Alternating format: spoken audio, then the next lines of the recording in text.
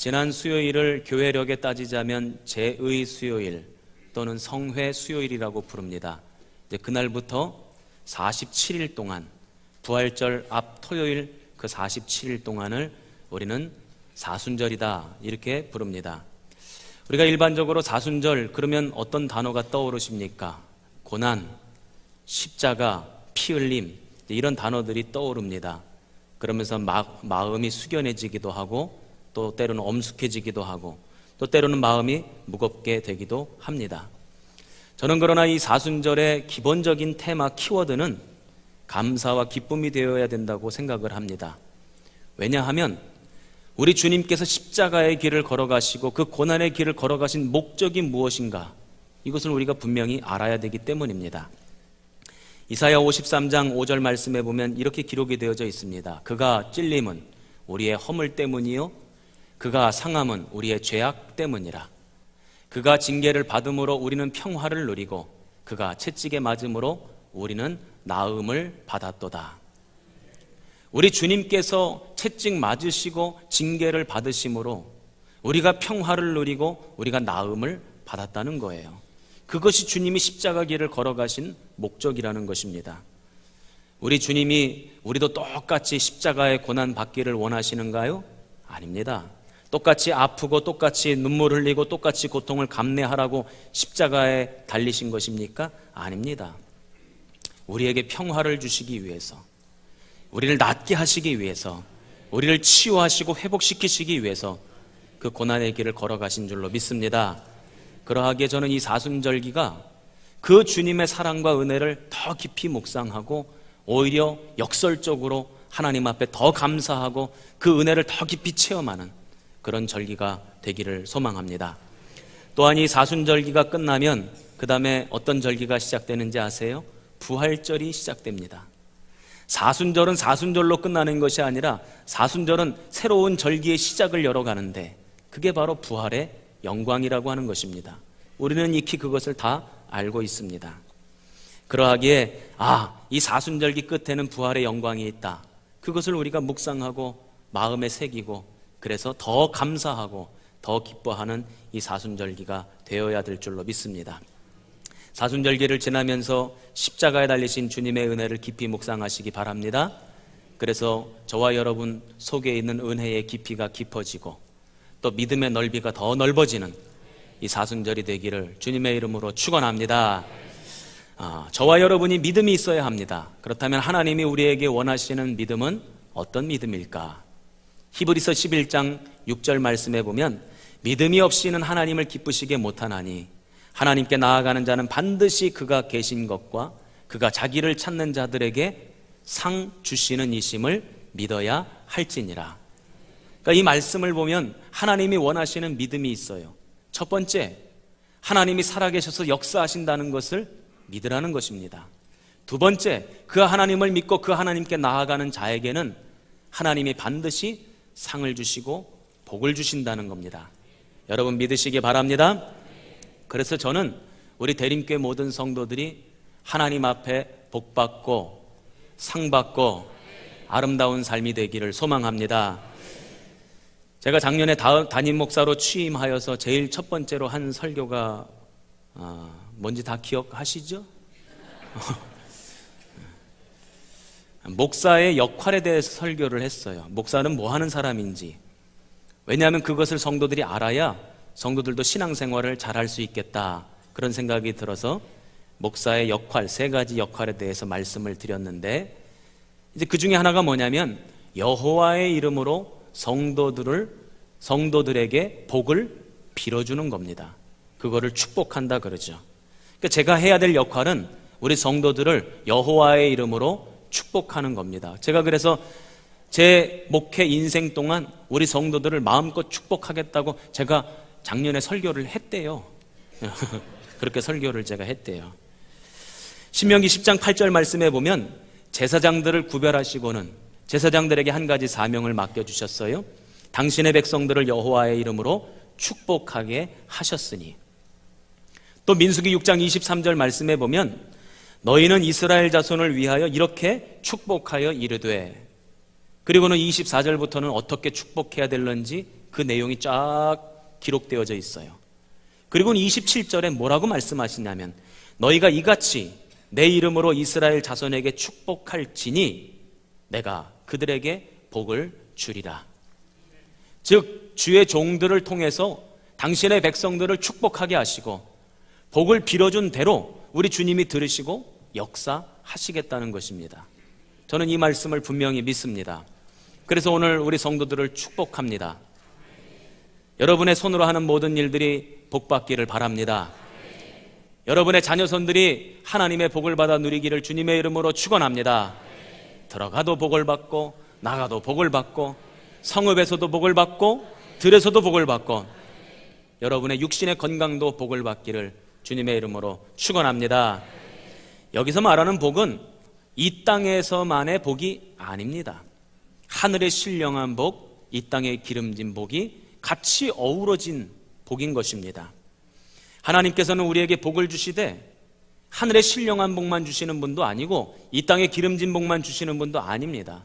이 두 가지를 같이 주시는 거예요. 영적인 복도 주시고 육적인 복도 주시고 영혼이 잘 되는 복도 주시고 범사가 잘 되는 복도 주시고 디모데전서 4장 8절 말씀해 보면 그래서 하나님이 주시는 복은 금생과 내생의 약속이 있다 그랬어요.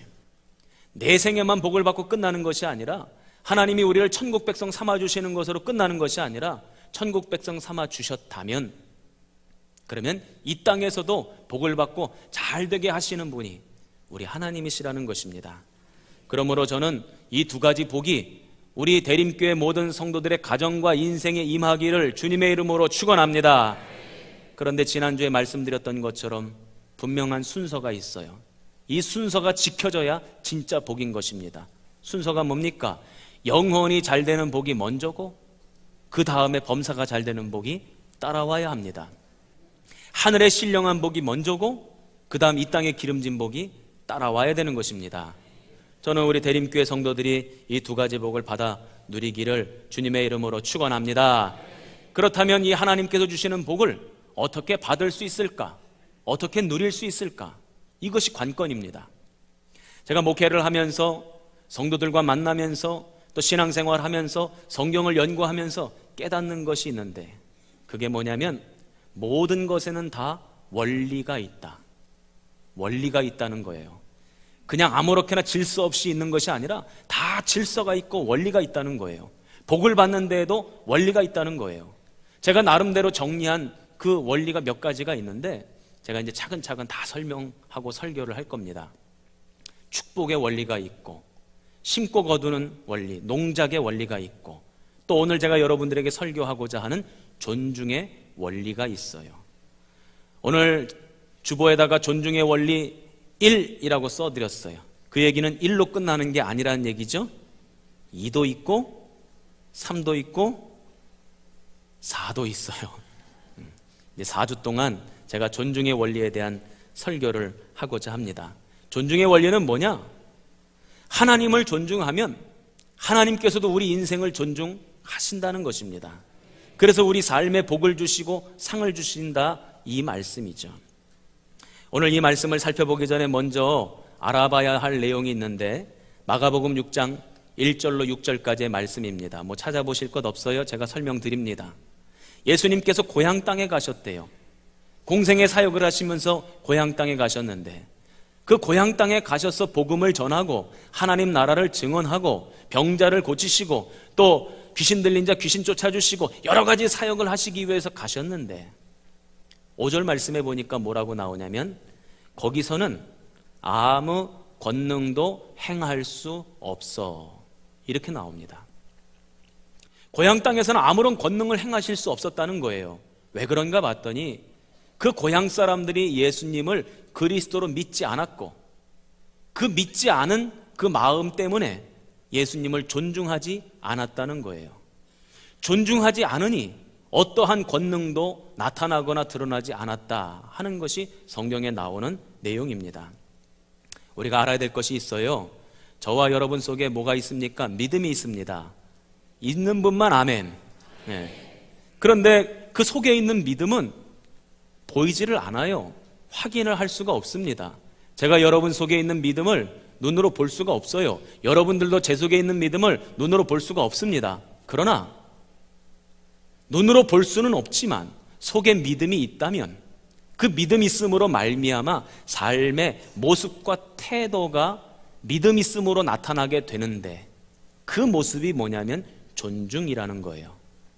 하나님을 존중함으로 그 믿음 있음이 드러난다는 것입니다. 오늘 그래서 저는 저와 여러분이 그 존중의 원리를 배우고 깨달았으면 좋겠습니다. 특별히 사무엘상 2장 30절 말씀에 보면 이런 말씀이 나와요. 나를 존중히 여기는 자를 내가 존중히 여기고 나를 멸시하는 자를 내가 경멸하리라. 하나님을 존중하는 사람을 하나님께서도 존중하시겠다는 것입니다. 하나님을 멸시하는 자를 하나님께서도 경멸하시겠다는 거예요. 이것이 사무엘상 사무엘하의 주제, 핵심이 되는 성경 구절입니다. 사무엘서의 중심 주제가 바로 그래서 존중입니다. 한나가 하나님을 존중했습니다. 사무엘이 하나님을 존중했습니다. 다윗이 하나님을 존중했습니다. 그래서 하나님께서도 한나를 존중하셨고 사무엘을 존중하셨고 다윗을 존중했다. 그 말씀이 성경에 나오는 거예요. 엘리 제사장이 하나님을 멸시했습니다. 엘리 제사장의 아들들이 하나님을 멸시했습니다. 사울 왕이 하나님을 멸시했습니다. 그래서 하나님 또한 엘리 제사장과 그의 아들들을 멸시했고 사울 왕을 멸시했다 하는 내용이 사무엘상 하의 내용입니다. 그렇다면 오늘 말씀 속에 나오는 한나는 어떻게 하나님을 존중했길래 하나님께서 그의 인생을 존중하시고 그에게 복을 주셨는가? 오늘 그것을 살펴보려고 합니다. 우리 9절 말씀을 같이 한번 읽어보겠습니다. 9절입니다. 시작.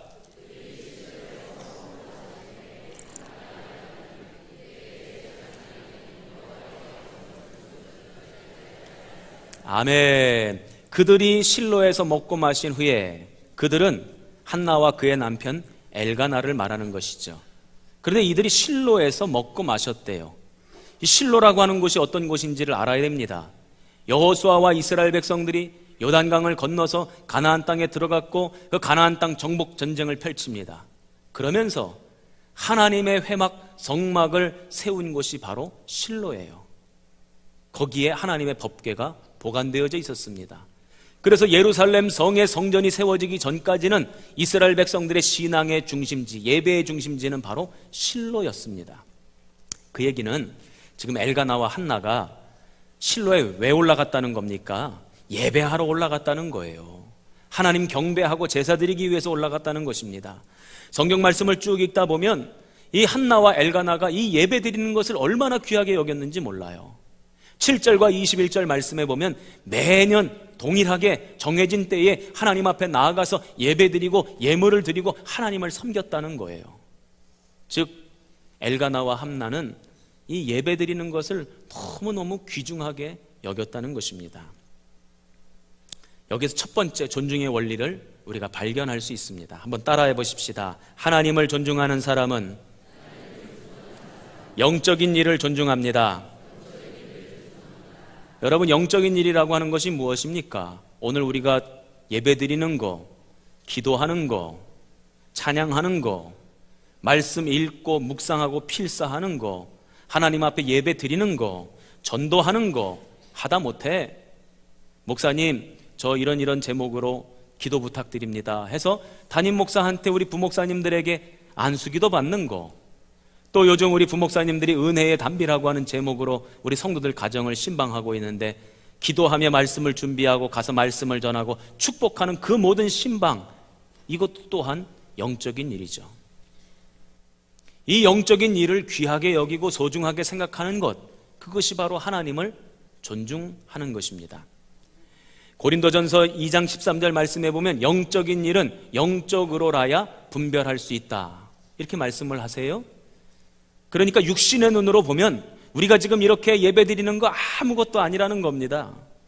담임 목사에게 나와서 안수기도 받는 거, 그거 아무것도 아니라는 거예요. 육신의 눈으로 보면 그게 뭐가 그렇게 대수롭고 중요한 일이냐, 이렇게 생각한다는 거예요. 그러나 영적인 눈으로 보면 그것만큼 소중한 게 없고 그것만큼 귀한 게 없다는 거죠. 이것이 바로 영적인 일을 존중하는 거고 그것이 바로 하나님을 존중하는 것이다. 성경은 우리에게 그 사실을 알려주고 있습니다. 저는 어렸을 때 저희 아버님이 소천하신 아버님께서 합판 공장을 다니셨어요.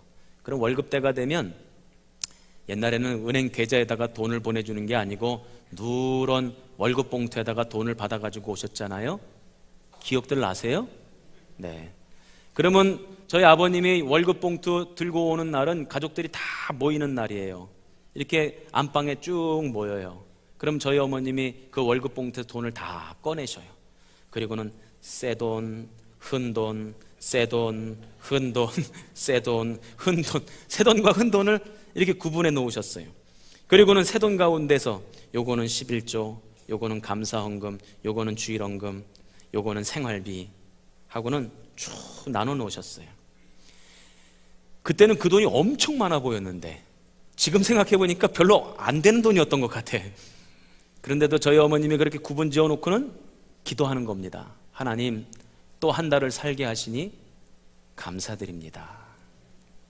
그리고는 새 돈은 주일날 교회 가서 하나님 앞에 예물로 드리는 거예요. 근데 어느 날 토요일 날이 됐는데 어머님이 뭘 다리고 계셔요. 봤더니 돈을 다리고 계셔, 다리미로. 그리고는 돈 다리시는데 보니까 그냥 돈 위에다가 다림질을 하시는 게 아니라 그 위에 가재 손수건을 엎어 놓으시고는 이제 다리시는 거예요. 그래서 제가 아니요 어머니 그거 못하라고 다리시냐고 제가 그랬어요. 그때 하나님 앞에 예물 드리기 위해서 다린다는 거예요. 아니, 여러분 한번 생각해 보십시오. 다리면 10,000원짜리가 11,000원 됩니까? 안 다리면 10,000원짜리가 9,000원 되는 겁니까? 별반 차이가 없잖아요. 똑같은 거 아닙니까? 구겨져도 10,000원이고 바짝 펴져도 10,000원이죠. 그런데 저는 그때 깨달았고 그때 배웠습니다. 어머님은 예물만 하나님 앞에 드리는 것이 아니라 당신의 마음도 드리시는구나. 당신의 정성도 드리시는 거고 하나님을 존중히 여기는 그 마음을 하나님 앞에 드리시는구나 하고 깨달았어요. 저희 어머니 권사님은 그래서 하나님을 존중하였고 그래서 하나님 앞에 존중받으셨고 그 저희 어머니 권사님은 복받으신 분이세요. 우리 남의 어머니 권사님이더라도 기분 좋게 아멘 하면 참 좋을 것 같아요. 제가 한번 해볼게요. 저희 어머니 권사님은 복받으신 분이세요. 왜 복받으셨냐면 제가 고등학교 3학년 때 대학교를 가려고 원서를 쓰지 않습니까? 그때까지만 하더라도 저는 신학교 갈 생각 전혀 없었고 목회자가 되겠다라고 하는 마음 전혀 없었어요. 원서를 쓸 때 저희 어머니가 뭐라 그러시냐면 신학교 가면 어떻겠냐는 거예요. 당신이 오래전부터 기도를 하셨다는 거예요. 목회자가 되었으면 좋겠고 그게 당신 소원이래요. 그래서 제가 신학교 4년 가고 어머니 소원이니까 4년 마치고 딴 거 해야지. 그리고 이과에서 문과 시험을 보고 감리교 신학대학교에 입학했어요. 그런데 도망 못 가고 지금 여기 있잖아요. 우리 어머니는 복 받으신 분이세요. 당신이 이루기를 원하시는 일을 이루셨어요. 하나님을 존중하니까 하나님이 우리 어머니 권사님을 존중히 여겨주셨어요. 마찬가지입니다. 영적인 일들을 소중하게 여기면 하나님께서는 그것을 당신의 존중으로 받아들이시고 우리를 존중하시고 우리에게 상을 주시고 복을 주시는 줄로 믿습니다. 그래서 특별히 하나님을 존중하는 사람은 예배를 존중하고 예배를 사모하고 예배를 귀하게 여깁니다.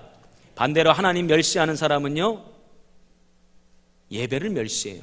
예배를 별로 소중한 것으로 여기지 않습니다. 이처럼 주일날 대예배로 모이면 제가 일일이 여러분들의 심령을 다 헤아릴 수 없기 때문에 잘 알지 못하지만 신방 예배 가보면 대번에 알아요. 이 사람이 예배를 소중하게 여기는구나 아니구나 대번에 느껴집니다.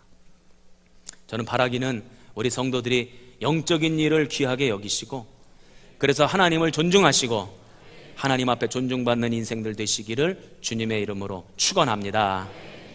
두 번째로 오늘 말씀을 보니까 10절에 이런 말씀이 있습니다. 한나가 마음이 괴로워서 여호와께 기도하고 통곡하며 또 15절 말씀에 자신의 마음의 상태를 설명하고 있습니다. 마음이 슬픈 여자라. 여호와 앞에 내 심정을 통한 것 뿐이오니 자신의 심정을 통했대요. 이것을 원문 성경으로 보니까 자신의 마음을 하나님 앞에 다 쏟아내어 놓았다. 이런 표현이 적혀져 있어요. 16절 말씀에 보면 나의 원통함과 격분됨이 많기 때문이다. 그러니까 이 말씀만 읽어봐도 이 한나가 얼마나 아프고 속상하고 어렵고 괴로운 나날들을 보내고 있는지 알 수 있잖아요. 그래서 너무너무 괴로워서 고통스러워서 하나님 앞에 기도할 때에 통곡하며 기도하고 자신의 마음을 다 쏟아내놓고 기도하고 있다는 겁니다. 그러면 엘리는 제사장이고 목회자니까 성도가 지금 그렇게 괴로워하고 아파하고 눈물을 흘리며 기도하고 있으면 가서 위로해주고 격려해주고 기도해주고 하나님의 말씀으로 소망을 심어줘야 되는 것이 목회자의 역할 아니겠습니까? 아멘이지요? 그런데 오늘 성경에 나오는 엘리는요, 그런 역할들을 전혀 못하고 있어요. 뭐 위로는커녕 기도는커녕 뭐라 그러냐면 지금 한나가 입술을 벌리기는 벌리는데 소리내지 않고 기도하고 있는 그 모습을 보면서 아니 저 여자가 술 잔뜩 먹었네, 취해가지고 지금 주정 부리고 있네, 그렇게 생각했다는 거예요. 영적인 분별력도 지금 없는 겁니다. 그러면서 그런 줄 알고 그냥 넘어가면 좋으련만 또 불러서 책망을 했어요. 14절 말씀을 보면 이렇게 기록이 되어져 있습니다. 엘리가 그에게 이르되 네가 언제까지 취하여 있겠느냐, 포도주를 끊으라. 아, 왜 술 먹고 성전에 와서 주정 부려, 술 그만 먹어, 지금 그랬다는 거예요. 성도들의 마음도 헤아리지 못하고 어떤 일로 괴로워하는지 알지도 못하고 지금 섣부른 꾸중으로 한나를 책망했습니다. 오늘날 이런 일이 벌어졌다면 우리 성도들은 어떻게 할까? 아마도 목사님 안녕히 계세요, 다음 주에는 못 뵐 것 같습니다, 아마 그러지 않겠어요? 목사님 때문에 시험 들었다고, 아니 내가 지금 기도하는 것도 모르고 나를 지금 책망하고 꾸중하냐고, 내가 얼마나 지금 어렵고 힘든데 나를 야단치냐고, 목사님 틀렸다고, 그리고 안녕히 계세요, 그럴 것 같아요. 그런데 이 한나의 모습은 달라요. 그럼에도 불구하고 엘리 제사장을 존중하고 있습니다. 그것을 분명히 알 수 있는 대목이 15절입니다. 우리 15절 말씀을 같이 한번 읽어보겠습니다. 시작.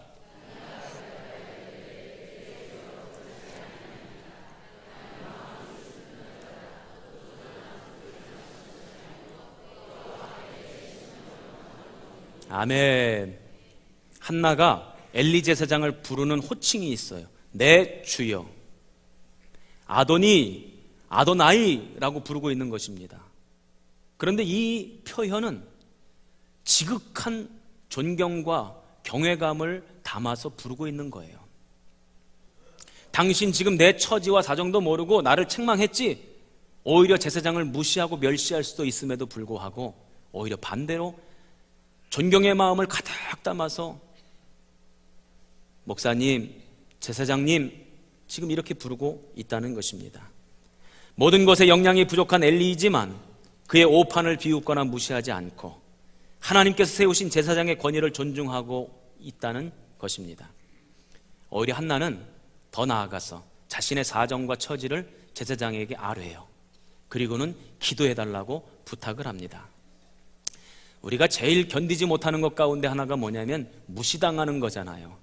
내가 못 배웠다고 나 무시하냐? 내가 없이 산다고 나 무시하냐? 내가 못생겼다고 나 무시하냐? 내 키 작다고 무시하냐? 뭐 별의별 거 가지고 무시당하면요 못 견뎌요. 우리 마음이 견디지를 못해요. 그런데 그 무시당함을 견디게 하는 하나의 좋은 무기가 있어요. 그건 뭐냐면 존경과 경외의 마음입니다. 복음서에 보면 어떤 한 가나안 여자가 자기 딸이 귀신 들려서 사경을 헤매고 있자 예수님께 나아가서 딸 좀 고쳐달라고 그럽니다. 그때 예수님이 이 여인을 아주 무시를 합니다. 개에게 그런 은혜를 베풀 수 없다는 거예요. 그 여인을 개 취급을 합니다. 그럼에도 불구하고 이 여인은 절대로 포기하지 않습니다. 주님, 당신에게 능력이 있음을 믿습니다. 우리 딸 좀 살려주세요. 그리고는 그 여인이 주님의 은혜를 입죠. 마찬가지입니다. 지금 제사장에게 무시를 당하고 있어요. 그러면 한나가 시험 들어서 내가 다시는 엘리 제사장을 안 보겠습니다. 그리고 떠나갔다면 아무런 역사도 나타나지 않았을 거예요. 사무엘도 태어나지 않았을 것입니다. 무시를 당했지만 그 자리를 지켰고 오히려 존중의 모습으로 나아갔더니 위대한 선지자 사무엘이 태어난 것입니다. 여기서 우리가 두 번째 존중의 원리를 발견할 수 있습니다. 한번 따라해 보시기 바랍니다. 하나님을 존중하는 사람은 하나님이 세운 사람들을 존중합니다. 자, 시작.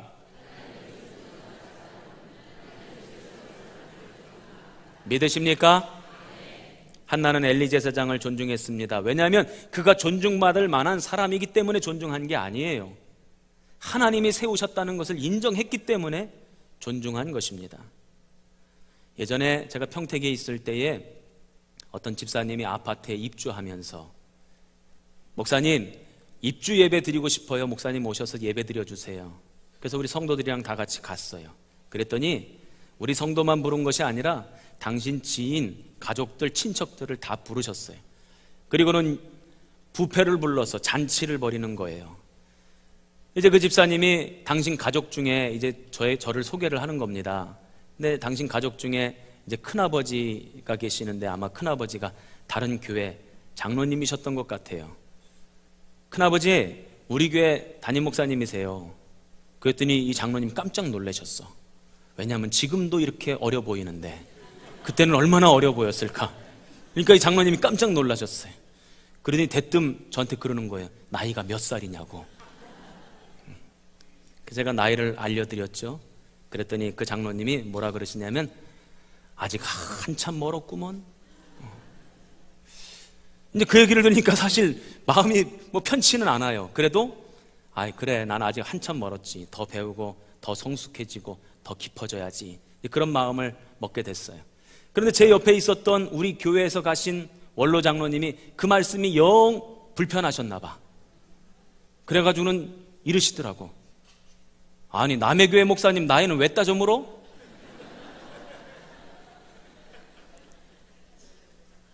아니, 목사님을 나이로 하는감? 이제 그러시는 거예요.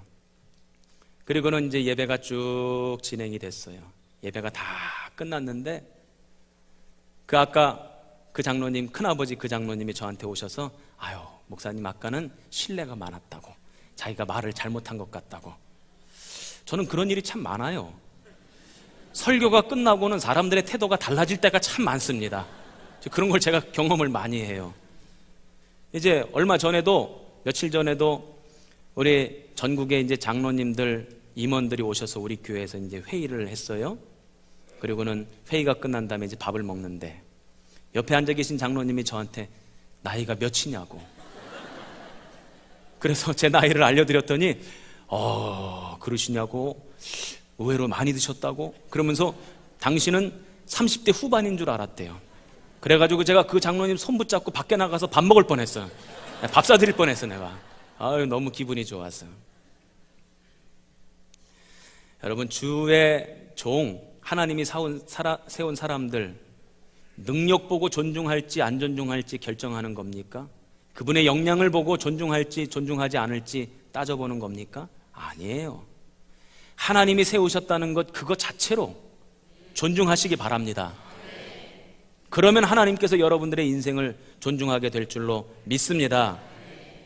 한나가 이제 자초지정을 엘리 제사장에게 이야기합니다. 그랬더니 엘리 제사장이 아이고 내가 착각했네, 잘 몰랐네 그러면서 17절을 보면 축복하며 기도합니다. 우리 17절을 열어주세요. 17절 말씀 같이 읽습니다. 시작.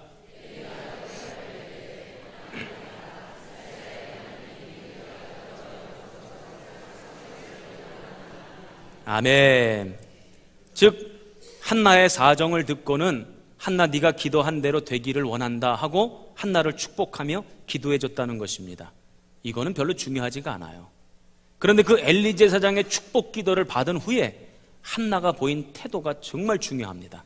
우리 18절입니다. 같이 읽습니다. 시작.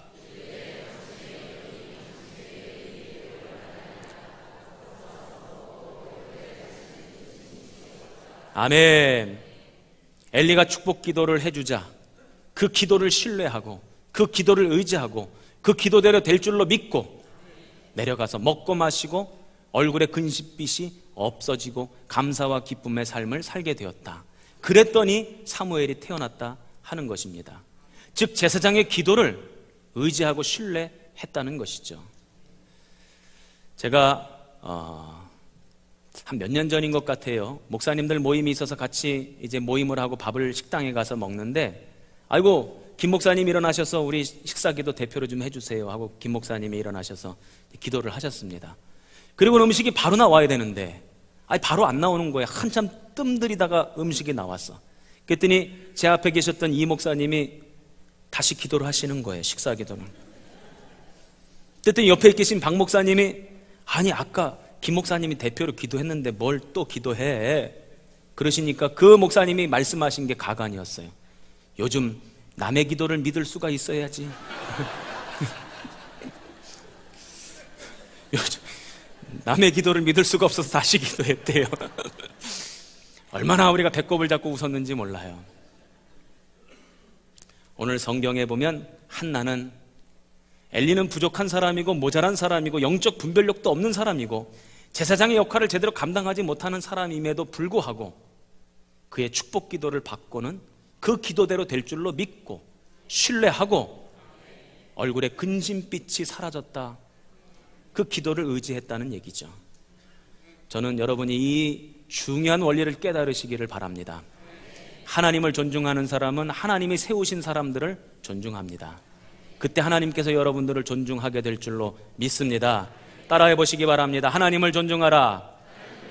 그러면 하나님께 존중받을 것이다. 자, 시작.